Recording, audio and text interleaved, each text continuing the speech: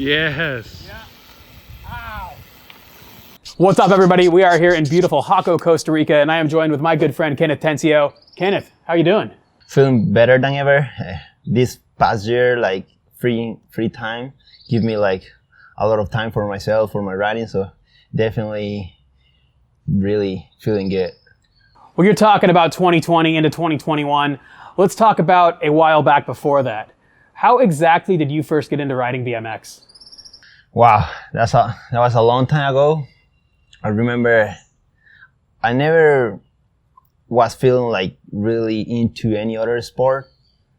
And then one time, some of my friends invited me to see a contest that my friend Lou was doing. Well, I wasn't friends with him in that moment, but yeah, I went there. And I feel like the sport chose me. I didn't choose the sport. As soon as I got there, I was like, dude, this is what I want to do. And yeah, seriously, after that moment, everything changed for me. How old were you when you went to that first contest? 12. I was 12 years. And how long after that did you get your first BMX bike? It took me like 6 months. I didn't have the money to buy the bike. So I was going to the school. My parents give me like $1 per day. So with that dollar, it was to take the bus, to pay the bus, and then also to eat. But I saved that. Like I saved every day that for like 6 months, and then I buy my first bike. So it's pretty crazy seeing somebody that has so much coming from such humble beginnings. Was your family a very hardworking family? Yeah, they definitely, like, I remember since day one, if I think in one word that can describe my dad, is passion. Like, he maybe did that much money, but he was a hard worker. Like, every day, working in the morning, like, the whole day, like, looking for business. Like, it didn't work as good for him, but he always was doing something. And that kind of, like, shaped me on the way when I was growing, because I helped him the whole time. Since I was a child, I was always helping him, like, painting something or doing the stuff that I was able to do. So I think that shaped me on the way that I am now, that I always on something, like working on something, or even in a trick that you know that you have to work a lot. What did you actually ride when you first got into BMX? I assume there weren't really skate parks around. So were you riding dirt mostly, or street? When I started riding dirt and street, like, well, street in front of my house, you know, just riding the road, because we didn't have that much things to do. Also, like, the city didn't have that many spots. So the only thing we had was the dirt jumps. It wasn't a big dirt jump, just a small thing, you know, when you just put like amount of dirt and you just hit it. We didn't know nothing about BMX. Only like a couple riders know a little bit. And we didn't have like TV, like videos to watch on the TV or anything. We were just like friends playing with the bikes. So what were your influences? If you didn't have videos and you didn't have magazines and whatnot, I assume, were you just looking up to the better riders in your city, or how did you actually find your path and know that certain things are possible and you want to achieve them? Actually, at the beginning it was like that, like just watching my friends that was better than me. They have like maybe more years than me riding bikes. And then after that, I started to go to the coffee internet where you can stay there and pay for an hour and see videos. That was my spot. I used to go there before riding, pay for like 1 or 2 hours, see all the videos from Gary Reynolds or couple riders, and then go ride. When you were watching these videos back then and you first start getting introduced to essentially the world of pro riders, who were some of the guys that you really looked up to and really influenced you? The first video I watched was The Animal. I don't remember the name, but Stephen Hamilton was one of my favorite riders since day one. Like, when I watched him, I was like, dude, I want to ride like him. After that, I remember, I think the Gary Reynolds 6.0 video came out. Dude, that blows my mind. That video, I put that video for like a year, like every single day before riding. And then, just so you know, I filmed 1 or 2 clips in that section. Oh, nice. So make sure I get respect whenever you think about that. You had it. Yeah, like, that was the video. And for some reason, it was cool that since the beginning, I never focused on the guys that was around me. I was focused always on who was the best. Like, so I went to internet and okay, I want to be like that guy. Like, I never thought like, oh, I want to be better than Lou or any other of my friends. If not, like, I always was like pointing the best guys. So since I started, I wanted to be a professional rider. Are you pretty competitive? Like, did you see the guys in the videos and say, I want to, or the contest, I want to win the contest? Do you have that drive, or do you just want to ride? I definitely enjoy riding bikes. Just like, I can ride everything. Like, I'm not the guy that, I only want to compete, or I only like good ramps. No, I ride everything because I really like bikes. It's crazy because this past year that we didn't have competitions, that was probably the moment when I say like, dude, not having contests, I'm still pushing myself every day because I love to feel that, to feel scared, I don't know, I just got addicted to that feeling. So when you were young growing up in Costa Rica, you're coming up, you're watching these videos, unless I'm completely mistaken, I don't think there's really been a big pro Costa Rican BMX rider before. I don't think anybody's really done it for a living before you did. Yeah. Did you have any sort of a path, or did you know that was possible, or did you have no idea what you were getting yourself into? Like the guy that I feel that got closer to that, or actually did, but it wasn't like he was getting money only for live, like, you know, like not to get like buy anything like big or a house. He'd make a few $100s a month. Yeah. That was Lou. Okay. Besides that, I think no one else. And I remember when I was talking with my parents or friends, like, dude, I think we can live from this. They always say, no way. And then in my life, only one time, I feel that I wasn't able to do it. And that day I tell this to a friend and he was like, what? Coming from you, man? You've been chasing your dream for like 8 years and you say that? I'm like, yeah, I feel like I'm not able to live from this. And he kind of like pushed me to like go back to what you was thinking, like you are on the way. And then that day I went back to my house like, why did I say that?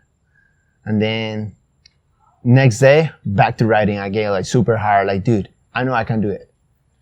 So you keep progressing, your riding gets better, opportunities come. At what point did you kind of feel like you'd made it? Did you feel accomplished? You know, was it a big contest win? Was it the phone call from Red Bull saying we're going to pay you to ride bikes? What made you feel like, all right, we're here? It's crazy because it's a lot of moments that I can say like, oh, dude, this is a break point. But yeah, definitely when I sing with Red Bull, that changed everything.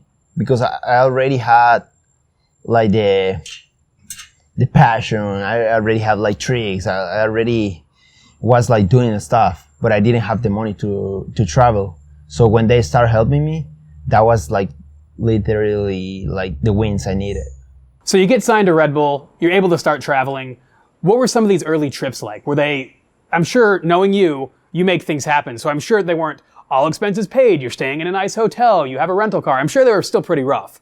Yeah. What were some of your early trips? Where did you go and what were they like? I think people will not imagine everything I did to get here. Like, it's crazy because even for me, thinking like, oh, I did that is like, whoa, it's crazy. Like one time, Daniel came to Costa Rica for the feast. Daniel Dares? Yeah, 2012.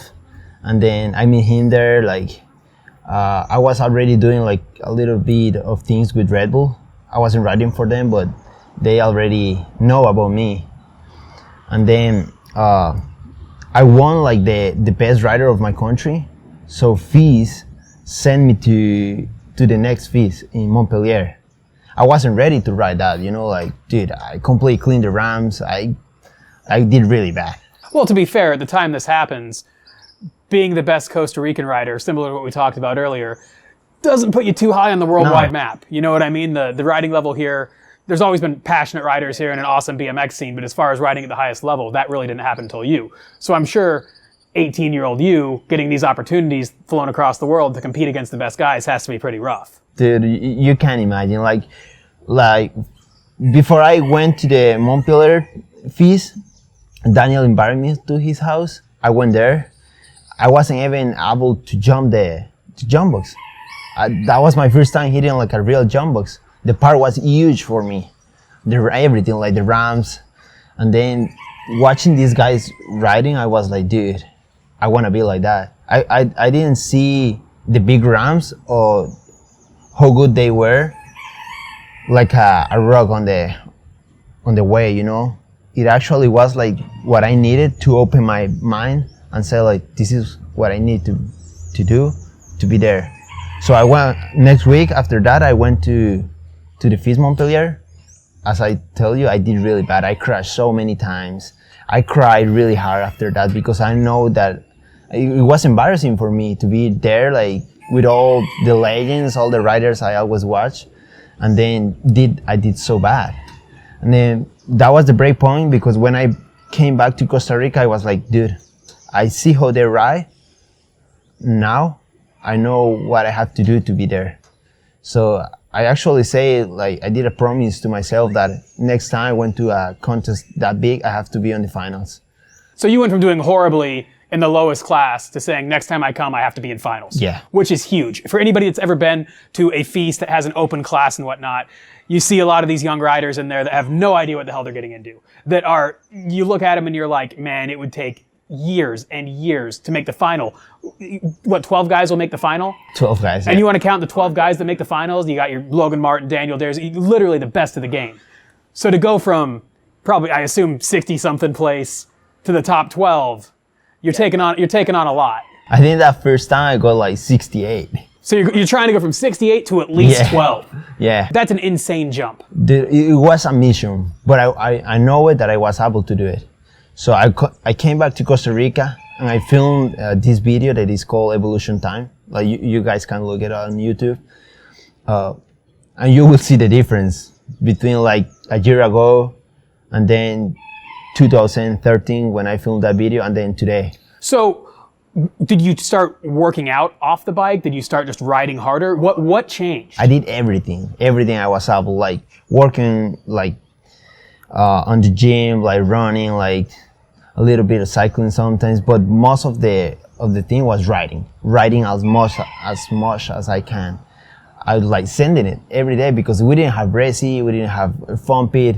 I was doing like front flips on real dirt jumps, like flip whips on the real dirt jumps, like not even with something on the top, just like big dirt jumps. I was sending it every day, like, dude, if I'm gonna die, I'm gonna die chasing my dreams. Seriously, I put like death as something that couldn't happen. Yeah. And then that was like when I accept that I was able, but I couldn't die. That was the point that gave me the energy to just keep trying and going. That was the year that Red Bull sent me. Dude, it was amazing. Like, I seriously came back with a lot of stuff and ready to the next year, and getting the sponsor and the tricks, I was ready to go to the contest. Next year, first contest, FIS Montpellier, got in the finals, got like 11 and best trick of the contest. Like, year and a half after my first time there. So you did it from 68th to 11. 11 and best trick. 11th at a feast, that might not sound that good if people aren't familiar with it. Placing 11th at a feast, you're a bad dude. Dude, it was crazy. Or woman. You know, if you're placing that high in those contests, like, you're a badass. Yeah, I were so stuck, like, dude, like, because it was a mission for me. You know, that was one of my first things that I put on the list. Like, dude, I have to go back there and get into the finals. So you do something like that, you say, you're so far from finals, I need to work hard and make finals. You work that hard, you make the finals. Does that open your eyes bigger to these goals? Oh, man, yeah. These goals are attainable. Definitely. After that, I was like, everything that I want to do, I'm able to do it. And I still, like, I'm that kind of guy. If I want any trick, if I really want it, I will work on it and I will get it. It may take me a lot of time, but I will do it. If I really want something, even if it's not on the BMX, if I think like, I don't know, that kind of business or something, it's like, if I set something on my mind, I work hard and get it. All right, let's jump into today. We're sitting here in Hako. We're in your backyard. There's a concrete bowl behind us. About a mile up the road, you have your own private skate park. I guess it's actually a public skate park. You let people come and ride. What made you want to do this? Why did you build this life for yourself in Costa Rica instead of moving to North Carolina and living around Daniel Dares like so many riders have done, or moving to Woodward? You've been to all these places. What made you want to create this here?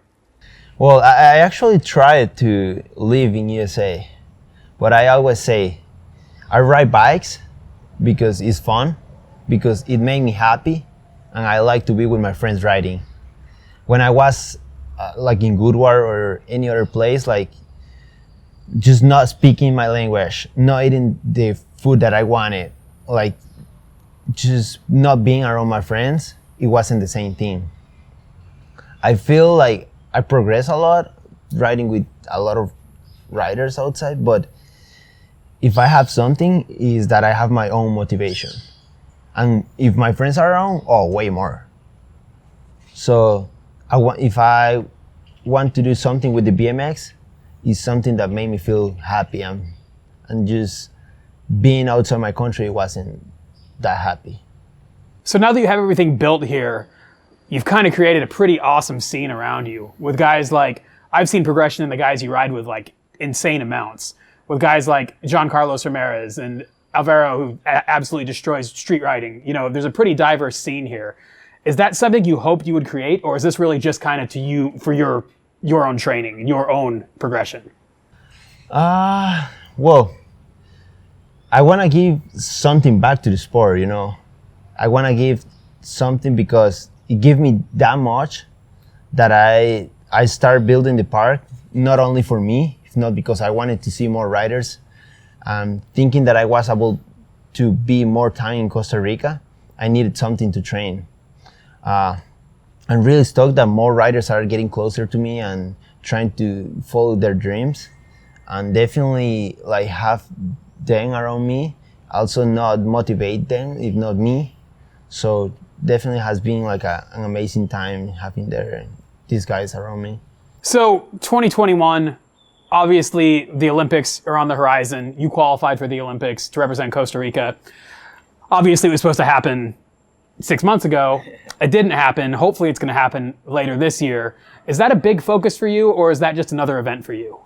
No, definitely it's something that I'm focused. Since like last year, like right now, like everything is crazy. We are not 100% of what's going to happen, you know? So we are on that point that I just keep training because I like to train every day and be on the best shape every day.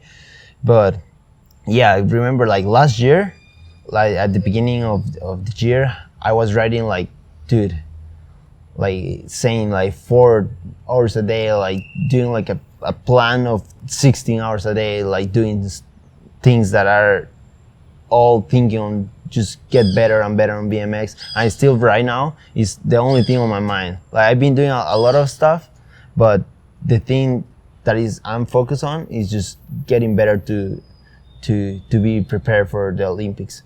In Costa Rica, I assume the country doesn't bring home a lot of gold medals. If you were able to take home a gold medal in the Olympics, would Costa Rica kind of set you up for life? Dude, Costa Rica will explode. That's bad. Yeah. It's not. Okay. Well, yeah, like, I think, I can't even remember who was, well, yeah, what is her name? It's a swimmer, Claudia. I think she's the last girl who got like a medal for Costa Rica, and it was like a long time ago. Oh, wow, okay. Yeah. I think being a small country is really hard to compete with the big countries, you know, that have like a lot of money to support the riders or whatever.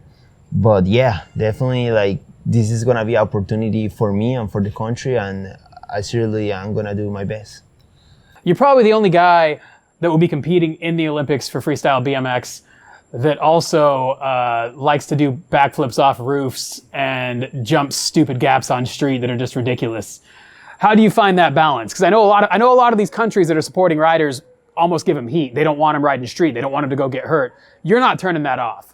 No, I feel like that give me more ability on the BMX. Like everything you can ride give you more and more. It's like it's not that's gonna. You know, you can get injuries on anything. Like the times that I got like worse injuries was doing like something stupid. So I don't want to change the way I ride. Obviously, I'm gonna focus on ride more park. But if I have the chance to go and hit a couple things, I will do it because that made me happy. If I feel happy, I will ride better. So in addition to doing well in the Olympics, what are your current goals? You've accomplished so many of these past goals. What do you look to in the next 1 year, 2 years, 10 years? What is next for you? Well, I will definitely keep riding a lot. After the Olympics, I will be working for the next ones, definitely. I have like a long career setting on my mind. Like I will ride as much as I can until I die probably. And definitely after Olympics, I will love to go back to streets and do more street videos because that was where I started riding. Like my half of my career was street and there. So I'm definitely working on more projects like that. Kenneth, thanks for the time. Is there anybody you want to thank or anything you care to add? No, just thank you to everyone who is watching. Thank you to you for the opportunity. Sorry about my English. Sorry about my Spanish. It's the thing I'm missing with having no trips. So please, more contests. No more COVID.